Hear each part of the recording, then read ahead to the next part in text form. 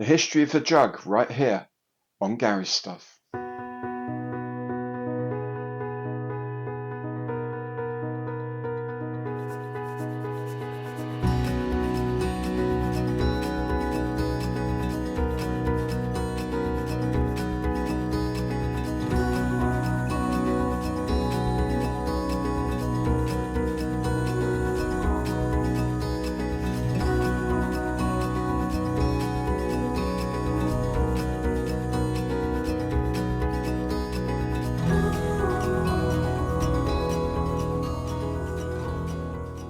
Hi there, I'm Gary. Welcome to my channel. Welcome back if you've been here before. Today is the day in which I put a bit of historical context to the kit of the week. The kit of the week is this, the P-47 Thunderbolt, as flown by Gabi Gabreski, in 1/48th scale from Academy.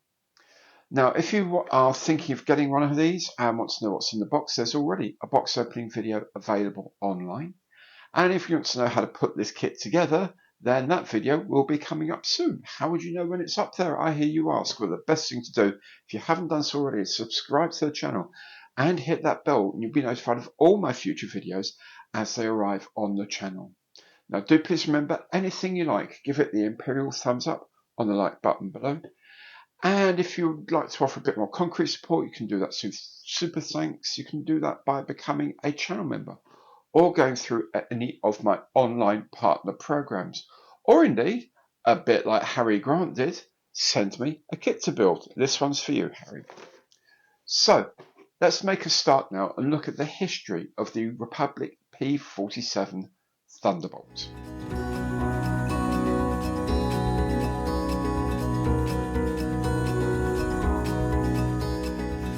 The Republic P-47 Thunderbolt was an American single-engine fighter of World War II. It excelled as a high-altitude escort fighter, but also as a low-level fighter bomber. It was nicknamed the Jug because of its portly shape. The XP-47 was designed by Alexander Kartveli as a replacement for the Seversky P-35 and his own P-43 Lancer in the US Army Air Corps. However, by early 1940, it was clear this new design was inferior to the German Messerschmitt Bf-109 and Japanese Mitsubishi Zeros, so Kartveli created a bigger fighter known as the XP-47B. This featured a huge 2,000 horsepower double wasp radial engine with a turbo supercharger and armed with 8 50 caliber or 12.7mm Browning machine guns. The XP-47B first flew on May 1941 and demonstrated excellent speed, climb, and high-altitude maneuverability. Deliveries to the US Army Air Force commenced in December 1941 at the time of Pearl Harbor. The type was soon improved as the P-47C with new all-metal tail surfaces and improved radios. When more orders were issued and production started at Evansville, Indiana, the new aircraft were designated P-47D. Following complaints from frontline pilots about rearward visibility, in July 1943 a P-47D was fitted with a bubble canopy from a Hawker Typhoon for trials. This was so successful that production immediately switched to the new bubble top P-47D, replacing the older Razorbacks. The P-47 was popular with pilots such as Gabi Gabreski, an ace with 28 victories to his name. In September 1944, a faster version, the P-47M, started production to counter advanced German fighters such as the Messerschmitt Me-262, while the war in the Pacific demanded longer ranges, achieved by having a fully wet wing with internal fuel tanks. This was designated the P-47N. The last production P-47 left the factory in December 1945. Other experimental versions included the XP-47H with an inline Chrysler engine and streamlined nose, and the XP-47J fitted with a 2,800 horsepower engine, new turbocharger and altered nose. This last aircraft had a top speed of over 500 miles per hour. A further development, the XP-72, had contra-rotating propellers but was abandoned with the rise of jet technology. The P-47 entered service in Europe at the end of 1942 when P-47C Thunderbolts were sent to the US 8th Air Force. The first combat sorties took place in March 1943.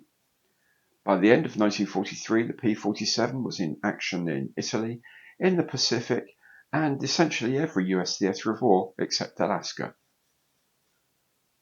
Turbo superchargers fitted to the P-47 made them excellent high-altitude fighters, defending streams of B-17 and B-24 bombers, a role they continued even with the introduction of other aircraft such as the P-51 Mustang.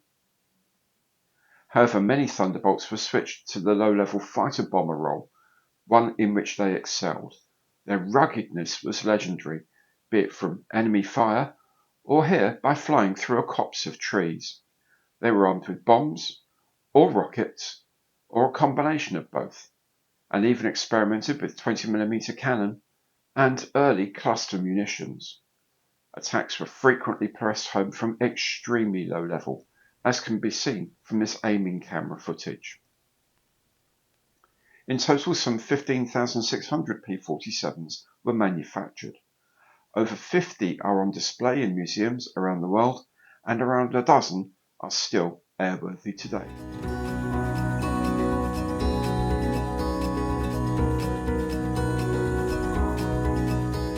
There are so many kits of the P-47, I'm just looking at those in 1/48 scale. This 1/48 scale kit was released by Academy in 2010 as a special edition with a figure of Ace Gabby Gabreski and new cartograph decals. It's a rebox of the P-47D Bubble Top, first released by them in 1998, a kit also sold by Italeri from 2013, by Eduard with added photo etch resin parts and a canopy mask in the same year, and by Wolfpack in 2021. Academy released a P-47N in 1996, with further releases up to 2021. The kits were released in 1/4 inch scale, now known as 1/48, in the USA during World War II in a variety of media, such as this Balsawood Hawk kit of 1943. But after the war, one of the early bestsellers was this 1952 plastic kit by Lindbergh. This got new parts, including an electric motor, in the 1960s, was revamped again in 1986, and was last sold in 2006. Back to the post-war, and Comet made this kit from 1956. These were later also sold by Aurora from 1964 and by Aurora Canada and Aurora Netherlands in the 1960s. Hawk released their first plastic kit in 1964, subsequently releasing it as a fully chromed kit in 1967. The tools were reused by testers from 1978 to 2000 and by Italeri from 1979 to 1995. Monogram released their first kit of the P-47D Bubble Top in 1967, a kit that was picked up by Bandai from 1976 and by Revell in 2000. A similar trail was followed by the 1977 monogram kit of the Razorback P-47D, released by Bandai in 1978 and Revell in 2002.